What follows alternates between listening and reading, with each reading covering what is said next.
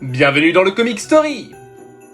C'est bientôt Noël, une période de l'année magique avec la neige, les confiseries et même un vieillard vêtu de rouge qui parcourt le monde entier pour offrir des cadeaux aux enfants. Ah, j'adore Noël, mais aujourd'hui il va être question d'un bien sombre événement. Après vous avoir parlé des morts des principaux héros Marvel dans les comics, direction l'univers DC pour vous raconter la mort du Père Noël. Si vous aimez ce concept, n'hésitez pas à vous abonner à la chaîne. Des vidéos sur les morts de Batman, Spider-Man et du Joker arrivent très bientôt.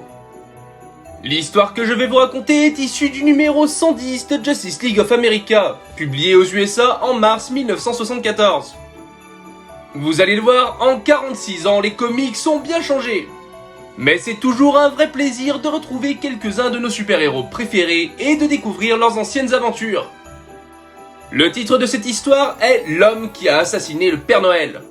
Elle a été scénarisée par le grand Len Wein, le co-créateur de Wolverine chez Marvel et de Swamp Thing chez DC Comics. Pour cette histoire, il est accompagné au dessin par Dick Dillon et Dick Giordano. Tout commence la veille de Noël alors que Batman et Superman se préparent pour rendre visite à des orphelins. Ils sont accompagnés par notre cher Père Noël, ou plutôt un homme déguisé en Père Noël dans l'espoir de donner un peu de joie aux enfants qui n'ont pas de famille avec qui passer les fêtes. Et alors que l'homme remet son déguisement en place, une terrible explosion se produit. Superman a tout juste le temps de protéger Batman qu'il est déjà trop tard. L'homme d'acier utilise sa supervision et il est formel. Sur le sol gît le corps sans vie du Père Noël. Et dans sa main, nos héros vont trouver une clé, accompagnée d'un message anonyme. L'auteur de ce terrible assassinat les prévient, ça ne fait que commencer, et à minuit il fera exploser un quartier. L'alerte est donnée, mais bon nombre des héros de la Justice League sont déjà occupés pour ce soir de Noël.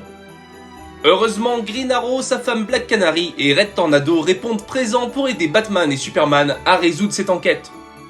Hal Jordan alias Green Lantern glisse sur une savonnette en sortant de la douche alors qu'il se préparait pour un rendez-vous.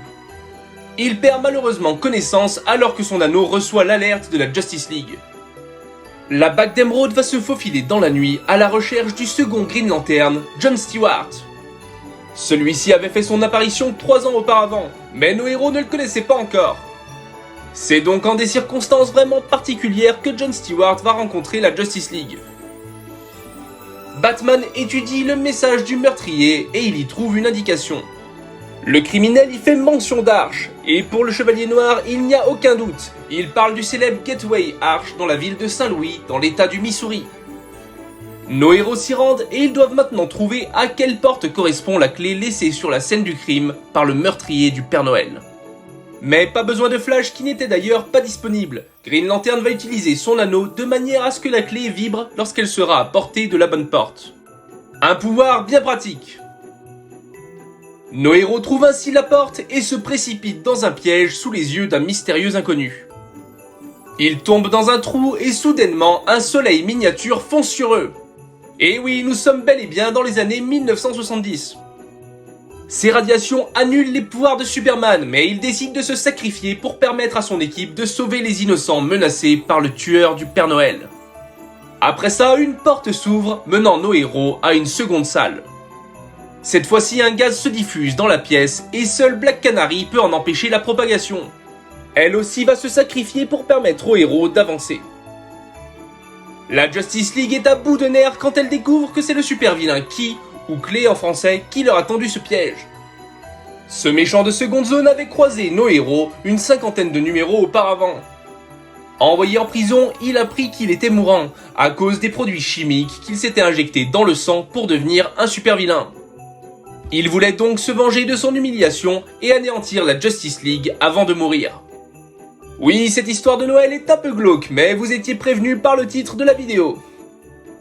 De leur côté, nos héros arrivent dans une nouvelle salle du labyrinthe mortel de l'homme clé.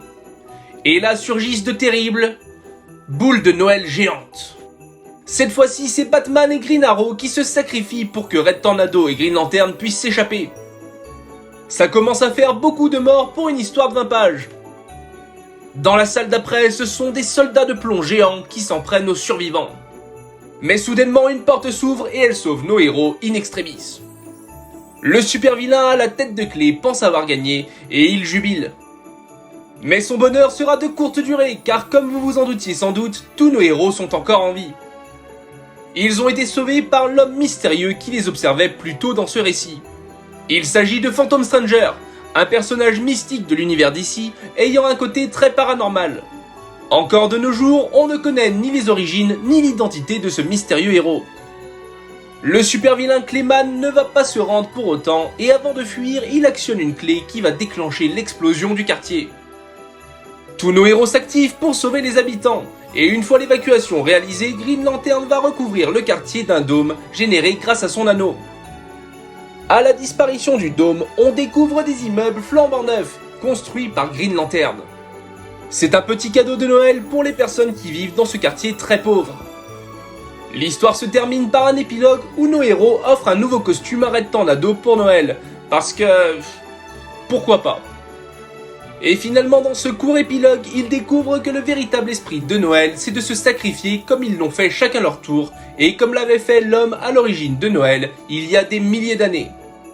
Ainsi se termine le récit de la mort du Père Noël, un récit franchement étonnant. J'ai apprécié cette petite histoire qui nous plonge totalement dans une autre époque. Oui, c'est vrai, il y a de grosses différences avec les récits actuels, mais il y a aussi des similitudes. On y retrouve par exemple l'envie des auteurs de comics d'inspirer leur lectorat et de les pousser à agir pour le bien. Et je pense que c'est cette intention d'aider les autres et de nous pousser à faire le bien qui nous inspire aussi bien dans les comics que pour la période des fêtes. Dans les semaines à venir, je vous parlerai de la mort de nombreux autres personnages dans les comics. Alors abonnez-vous à la chaîne pour ne rien rater. Vous pouvez aussi liker et commenter la vidéo, votre soutien me fait vraiment plaisir et j'adore discuter avec vous dans les commentaires. L'année 2020 n'aura pas été simple et j'espère que mes petites vidéos auront permis à certains d'entre vous de vous évader et de penser ne serait-ce que pour quelques minutes à autre chose. Je vous souhaite à tous de très bonnes fêtes de fin d'année avec tout plein de comics sous le sapin.